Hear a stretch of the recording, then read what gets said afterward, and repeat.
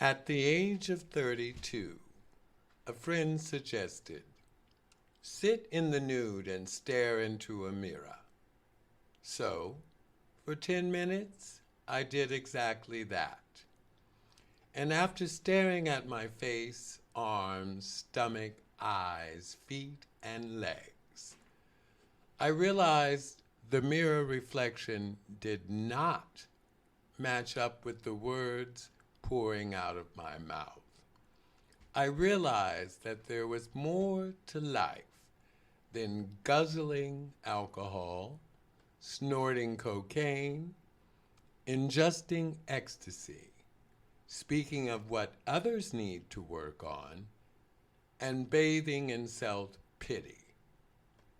Therefore, I stopped hanging out at the end-up, I put down the cocaine, and I searched out a healthier community of friends. Days later, while walking the streets of San Francisco, I viewed a flyer for California AIDS Ride number 2, a 540-mile, 7-day bike event sponsored by Tongaray. Immediately, I thought, I can cycle from San Francisco to Los Angeles. I can improve my physical health, and I can support the programs of the San Francisco AIDS Foundation. In the following weeks, I began my first training ride. I rode my Trek Antelope bike for 1 mile, which nearly killed me. Yet with perseverance and fortitude, after 4 weeks, I pedaled 7 miles. After 8 weeks, I pedaled 21 miles to Sausalito and back. After which, my self-confidence grew, and then I began to participate in group rides offered by the California AIDS Ride community. Over time, I was able to cycle 45 miles, then 60 miles, then 75 miles, and finally, I was able to endure 100-mile bike rides. At which point, I felt I was physically ready for my ride. However, financially, I was not. You see, in order to participate in the California AIDS Ride, cyclists were required to fundraise an approximate $1,500 minimum. If one failed to raise the fundraising minimum, one could not participate in the event. Now, some participants possessed wealth. Therefore, easily, they themselves could donate $1,500, while other participants, like myself, lived paycheck to paycheck. Therefore, I had to rely on donations from others. I organized several bake sales and flower sales. I sold 8x10 nude images of myself. I auctioned off donated material, and I humbly accepted contributions from friends, family, and strangers. And thanks to a large contribution from Susan Ford Catering, I successfully raised the $1,500 minimum to participate. In May 1994, I arrived to the start line of the California AIDS Ride number 2.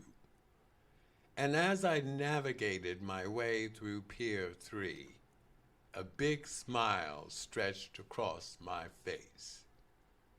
I realized I did it. I gave up cocaine. I immersed myself in a community of healthy individuals. I persevered through physical pain and psychological doubt. I raised $1,500 in the support of the San Francisco AIDS Foundation, and I changed the impossible to the I'm possible. Yet another challenge appeared.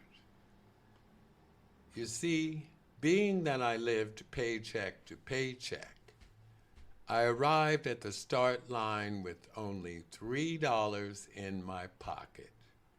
I had no hotel accommodations awaiting my arrival to Los Angeles, and I had no plane, train, or bus ticket for my return to San Francisco.